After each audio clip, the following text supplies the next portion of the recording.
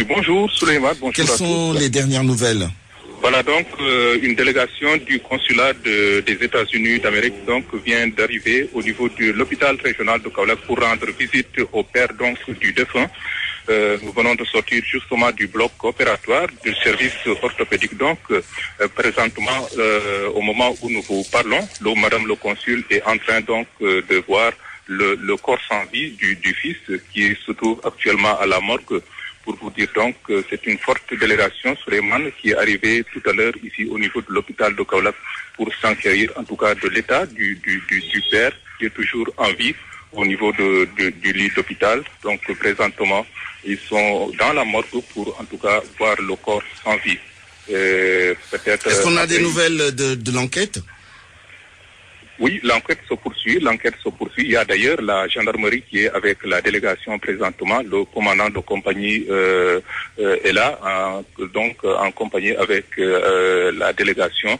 Ils sont en train de poursuivre l'enquête et voilà, à partir de l'hôpital. Donc, ils vont se rendre sur les lieux avec la délégation pour plus de détails donc concernant cette affaire, Souleymane.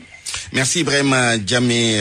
Nous continuerons de suivre donc les suites de cette affaire avec vous.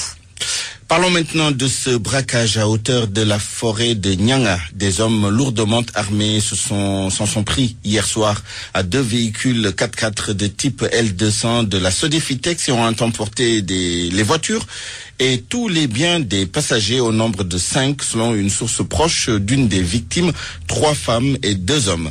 Les assaillants ont pris la fuite après leur forfait et les victimes sont sous le choc. Elles ont été acheminées, ces victimes, à Kolda sans avoir le temps d'être entendues par les éléments de la brigade de gendarmerie de Samine. Cependant, le commandant de la gendarmerie aurait demandé aux chauffeurs de se présenter aujourd'hui pour audition.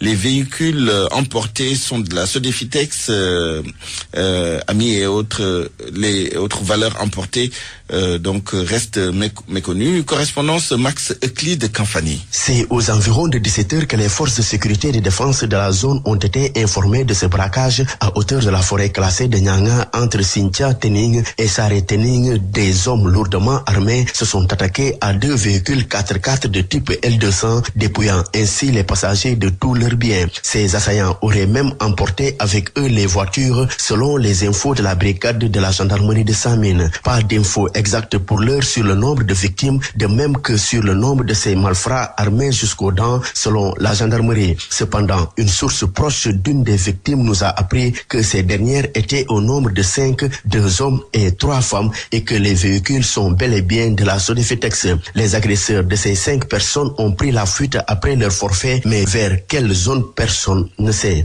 Les victimes sous le choc ont été acheminées à Kolda, ce qui fait que les gendarmes de Samine n'ont pas pu les entendre hier, mais le commandant de la brigade nous a confié avoir demandé aux chauffeurs des 4x4 de se présenter à la brigade pour comprendre ce qui s'est passé exactement. Joint au téléphone ce matin, le maire de Nyanga n'a pas voulu se prononcer sur ces faits. Il a seulement confirmé l'acte, mais Yorombalo avait tout le temps sollicité le retour des cantonnements militaires dans certaines zones du département de Goudomp, notamment sa commune où les populations ont toujours été victimes de vols à main armée, surtout du vol de bétail et autres agressions de ce genre pour davantage sécuriser les personnes et leurs biens.